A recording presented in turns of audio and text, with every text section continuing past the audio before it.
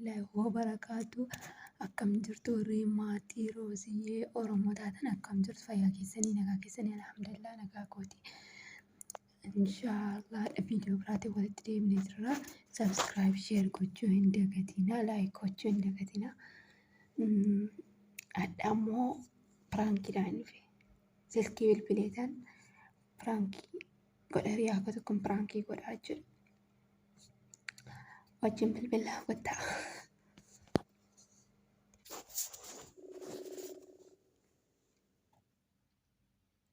Hello. Hello. Hello. Hello.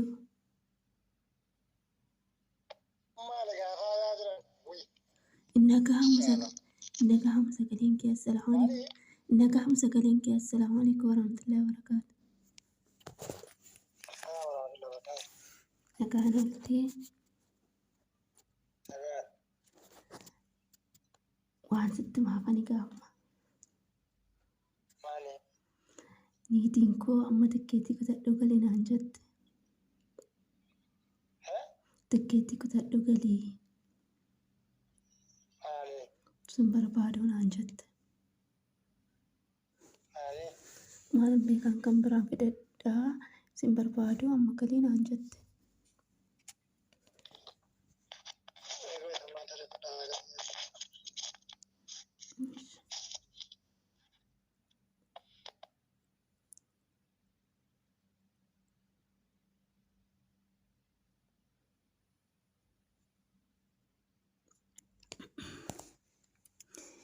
Waan jedhu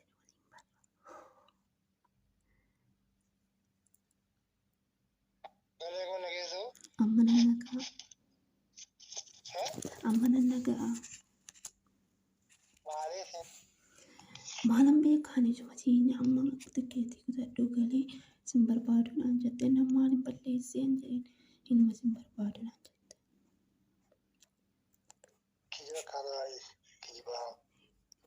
Kan maaliin si kijiba anta akka akkasiin si kijibeen beekaan qalbii akka kanaa beekaan.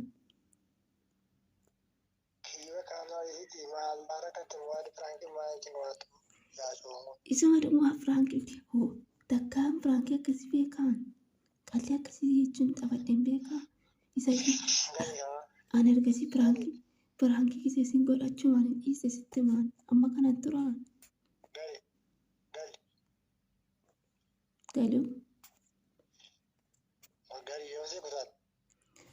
maan beek mucaatti himtee kaate mucaanii onlaayiniidhaan hin kutaafeette. Onlaayinii irratti kutaafii jette.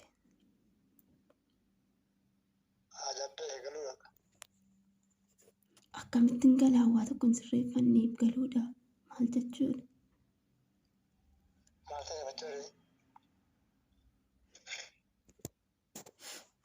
Ammuma kanatti akkas jettaa xummiite. Ammuma kanatti akkas jettaa.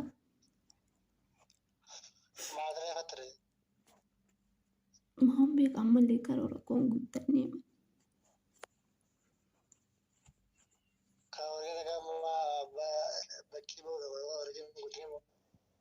bakkee ba'uun mana sodaadha akkan sodaadhu hin beektamti himaa. Maal gochuu yeroo garaa kan bu'uura jiru. Bakkee waan sodaadhu maal